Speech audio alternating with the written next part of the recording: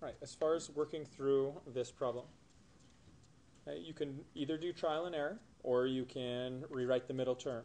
Again, I'd encourage you to experiment with rewriting the middle term. Right? If you did that, you take the product of your leading coefficient and your constant. So 18 times a negative 2 gives you an overall product of what? Negative 36. Are there two factors of negative 36 whose sum is negative 9? Negative 12 and positive 3, right?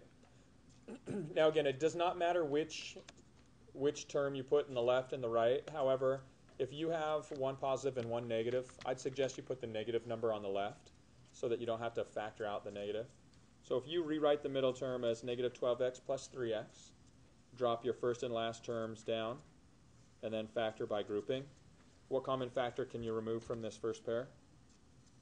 A 6x, leaving a 3x minus 2.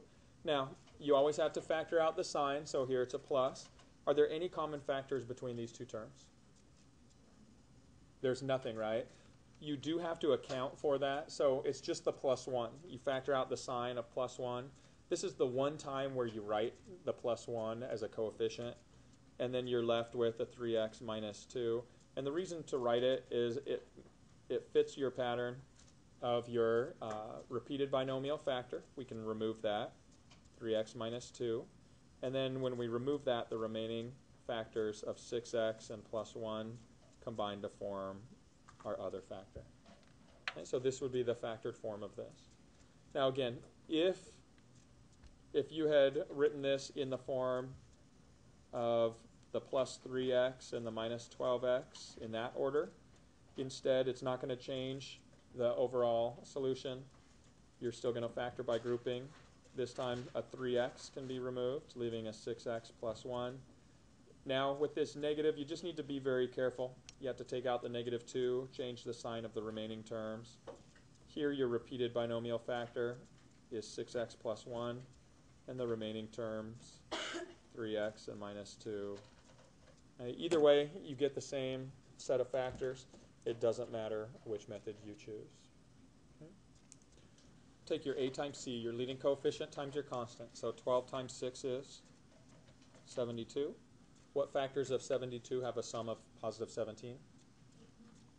8 and 9. So if we rewrite our middle term as the sum of 8x plus 9x, drop down our first and last terms, and then factor by grouping.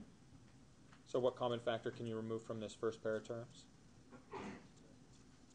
Now you take the highest one you can, so 4x. That leaves a 3x plus 2.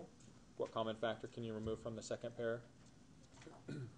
3, leaving a 3x plus 2. Common binomial factor, 3x plus 2 comes out. The remaining terms, 4x plus 3, form your other factors. Once again, if you wanted to confirm, it doesn't matter which of these, which order you write these. Could you have written the 9x first? Okay, if we factor by grouping here, the common factor we can remove is a 3x, leaving a 4x plus 3. Out of these last two pair of terms, can factor out a 2, leaving a 4x plus 3. Now our common binomial factor, 4x plus 3. The remaining terms, 3x plus 2. The order of that you write these factors doesn't matter. They'll both show up as correct, both on homework and on quizzes and tests.